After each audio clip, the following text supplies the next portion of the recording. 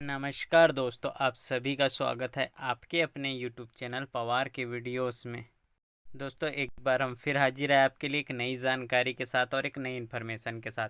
तो दोस्तों, आज हम जो जानकारी लेकर आए वो Madhya Pradesh power generating company limited यानी MPPGCL से रिलेटेड लेकर आए। MPPGCL से रिलेटेड लेकर आए। इसमें क्या आए हैं? तो इसमें दोस्तों आपके लिए वैकेंसी आई है परमानेंट बेसिस पर। तो किस प्रकार की वैकेंसी, क्या क्वालिफिकेशन लगने वाला है, क्या लास्ट डेट रहने वाली है, कब एग्ज़ाम होगा, इससे रिलेटेड सारी जानकारी दोस्तों हम इस वीडियो में कवर करेंगे। तो अभी तक क्या आपने हमारे यूट्यूब चैनल पवार के वीडियोस को सब्सक्राइब कर नहीं रखा है तो चैनल को सब्सक्राइब कर लीजिए और पास में बने बेल आइकन को भी प्रेस कर दीजिए।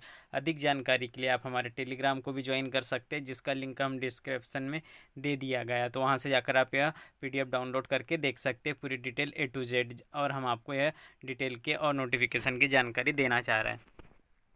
तो दोस्तों, ये नोटिफिकेशन बहुत दिनों से जारी हो गया है और आप यहाँ पर देख पा रहे हो Madhya Pradesh power generating company limited विभिन्न संवर्गों के पदों पर सीधी भर्ती हेतु विस्तृत विज्ञापन यानी सीधी भर्ती है और इस पर विस्तृत विज्ञापन है। यह मध्य प्रदेश शासन का उपक्रम है यानी गवर्नमेंट के जरिए यह संचालित होने वाला है। अब इसमें क्या है दोस्तों, तो इनमें किन किन पदों पर वैकेंसी आई तो आप यहाँ पर देख पा रहे हो। यहाँ पर आप देख पा रहे होंगे पाली रसायनज्ञ में आई है दोस्तों। फिर इनमें कैटेगरी वाइज यहाँ पर दे दिया गया है कि किस कैटेगरी में कितनी वैकेंसी है। फिर कनिष्ठ अभियांत्रिक संयंत्र में आई है दोस्तों। इसमें भी यहाँ पर सबकी कैटेगरी के अनुसार नीचे दे दिया गया है। इस प्रकार दोस्तों इसमें वैकेंसी आई है BE वालों के लिए और ITI वालों के लिए दोस्तों और स्टाफ नर्स के लिए दोस्तों।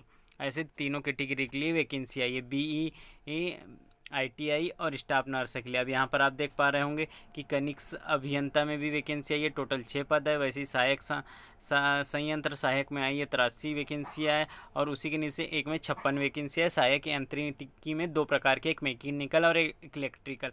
तो इलेक्ट्रिकल में ITI वाले फॉर्म भर सकते हैं दोस्तों।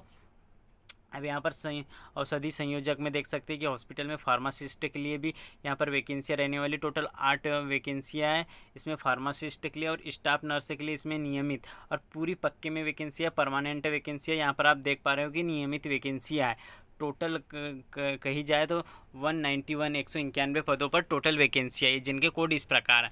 अब चलिए हम वैकेंसी में आगे बढ़ते हैं और क्या क्वालिफिकेशन मांगा है वह भी देखते हैं। उससे पहले हम चयन प्रक्रिया किस प्रकार होने वाली है तो यह देख लीजिए। आवेदकों को संबंधित पद पर चयन कंप्यूटर आधारित CBT के अंकों के आधार पर किया जाएगा। कंप्यूटर आधारित परीक्षा 100 अंकों की होंगी, जिसमें प्रत्येक पर एक बहुविकल्प होगा। यानी दोस्तों आपका CBT यानी कंप्यूटर बेस्ड एग्जाम होगा, ऑनलाइन एग्जाम होगा, जिसमें हर क्वेश्चन 100 अंकों का एक पेपर होगा, जिसमें हर क्वेश्चन का 1 अंक होगा। इस प्रकार आपका पेपर होने वाला है। चलिए आगे बात करें कंप्यूटर आधारित परीक्षा। तो यहाँ कंप्यूटर आधारित परीक्षा मध्य प्रदेश के शहरों में ही आयोजित की जाएंगी, यानी मध्य प्रदेश के शहरों में ही इसका आयोजन किया जाएगा। अब यहाँ पर आप देख पा रहे हैं उन्होंने कुछ कुछ नोटिफिकेशन और दिए, तो आप इनको देख सकते हैं। अब हम परीक्षा शुल्क की बात करें कि आपको आवेदन भरने के लिए टोटल कितने रुपए लगने वाले हैं, तो आप यहाँ पर देख पा रहे हो। अगर आप जनरल कैटेगरी से तो आपको 1200 रुपये, और अगर आप OBC ST SC EVS दिव्यांगजन आर्थिक रूप से कमजोर इन कैटेगरी से है तो आपको 600 रुपये फीस लगने वाली है।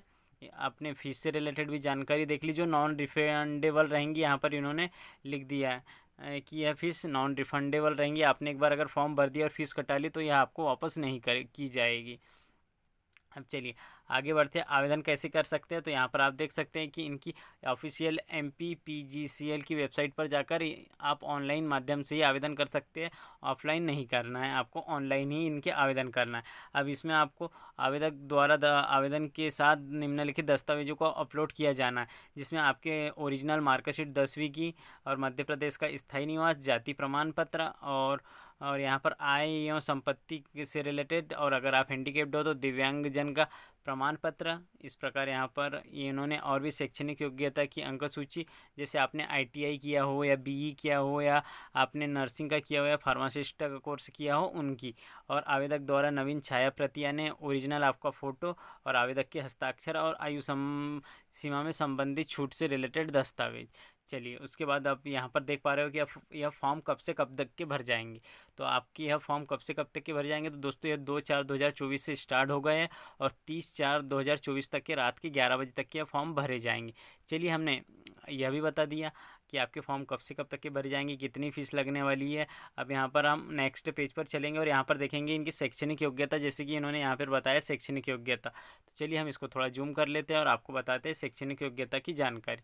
तो अगर आप पाली रसायन के लिए भरना चाहते हो तो आपको ICTE या UGC द्वारा मान्यता प्राप्त विश्वविद्यालय संस्थान से MSc या रसायन शास्त्र में स्नातकोत्तर की डिग्री चाहिए, या फिर इसके समतुल्य में आप यहाँ पर देख पाएंगे कि यहाँ पर इन्होंने लिखा है ये 55 अंकों के साथ, यानी अगर आप जनरल कैटेगरी तो आपको 65% लगेंगे आपकी मार्कशीट में, अगर आप OBC हो तो 60% और SC ST दिव्यांगजन हो तो 55% के साथ आपको आपकी जो भी डिग्री है स्नातकोत्तर की CGPA के समतुल्य या रसायन शास्त्र से, तो आपको इतना लगने वाला। उसके बाद आप मैकेनिकल की भर्ती हो तो आपको यहाँ पर डिप्लोमा लगने वाला है, BE BTech अथवा MBIE की डिग्री आपको लगने वाली।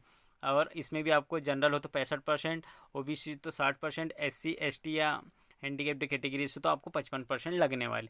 फिर उसके बाद आप यहाँ पर आएंगे कनिष्क अभियांत्रिकी में, तो आप यहाँ पर देख पा रहे हो इसमें भी BTech, यहाँ पर भी BTech लगने वाला है, BE लगने वाला है, AMIE लगने वाला है। इस प्रकार आपको यह चीज़ें लगने वाली, इसमें भी परसेंटेज का वही का एरिया रहेगा। अब हम बात करते हैं ITI वालों के लिए, तो आप यहाँ पर देख पाएंगे अभी भी ये BTech वाले के लिए है। और हम चलेंगे अब 7वें नंबर की पोजीशन पे। इस प्रकार आप अपना क्वालिफिकेशन देख सकते हैं इस प्रकार, और इसी प्रकार आपको यहाँ 7वें नंबर पे आना है। तो आप यहाँ पर देख पा रहे हैं कि यहाँ पे इलेक्ट्रीशियन, वायरमैन, इलेक्ट्रॉनिक्स, अगर इन ट्रेडों से आपने करके रखा है ITI तो आप इसमें फॉर्म भर सकते हैं। इलेक्ट्रीशियन ट्रेड से 2 वर्षीय राष्ट्रीय, यानी आपने कम से कम 2 वर्ष का इलेक्ट्रिकल्स, इलेक्ट्रॉनिक्स, इलेक्ट्रीशियन या वायरमैन में अपने अध्ययन किया हो। उसके बाद परसेंटेज की बात करें तो सब परसेंटेज जैसा हमने ऊपर बताया सेम वैसे ही है।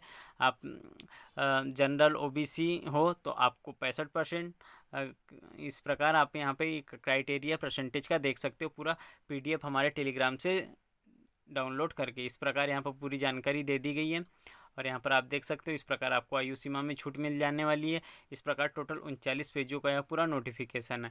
तो इसमें सिलेबस भी किस प्रकार से आपके पेपर आने वाले हैं, क्या आने वाला है, वह पूरी जानकारी आपको मिल जाएंगी। अगर यह जानकारी आपको अच्छी लगी हो तो आप हमारे चैनल को सब्सक्राइब कर सकते हैं और पास में बने बेल आइकन को भी प्रेस कर सकते हैं। वेतनमान से भी रिलेटेड यहाँ पर जानकारी देख सकते हैं कि किस पोस्ट के लिए किस प्रकार का वेतन रहने वाला है। तो यहाँ पर सभी चीज़ें इन्होंने यहाँ पे प्रोवाइड करवा दी है। सो थैंक यू दोस्तों।